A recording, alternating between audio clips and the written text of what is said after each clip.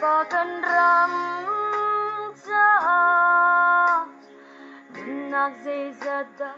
pekri a hair lai e kan tuar khâu lâu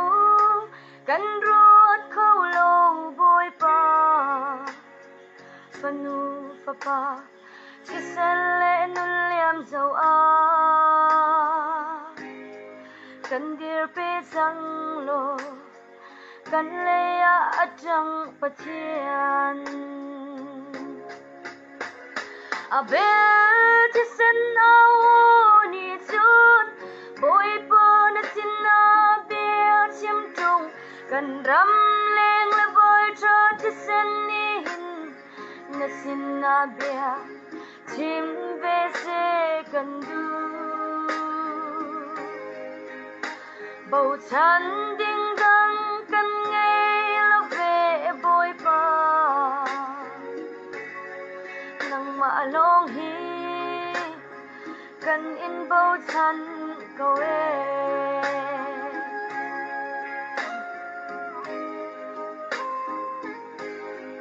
kan tuar khâu lâu kan ram mai lei te chi fa par chan he chon zon a nun ni chalau kan sang fa câu bôi pa chin lung a ko kan ram hi a rok lan la kan siang shim lâu e na za kan chan câu chang mu a bel chỉ sen ao ni chun bôi po na sin na bia chim trung kan ram leng la voi cho chỉ sen ni na sin na bia chim về se kan du bầu chan ding dang kan nghe lo về bôi pa nang ma long hi kan in bầu chan câu e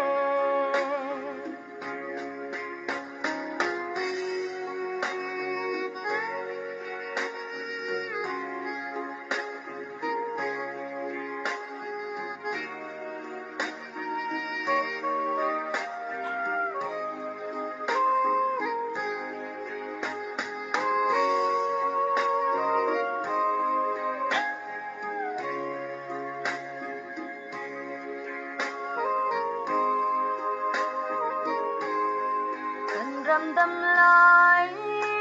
chất na cả chuyện zona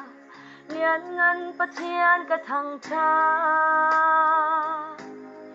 chỉ sẽ dây chân ở đâu đi lại tin rùa chân na khe kan ram sa khaza cả chăm bôi pa khó khăn hi thấy thiêm mà hay sinh sinh e a bel chỉ sen ao ni chun bôi po na sin na bia chim trung kan ram leng le voi cho chỉ sen ni na sin na bia chim về se kan du bầu chan ding dang kan nghe lo về bôi pa nang ma long hi kan in bầu chan câu e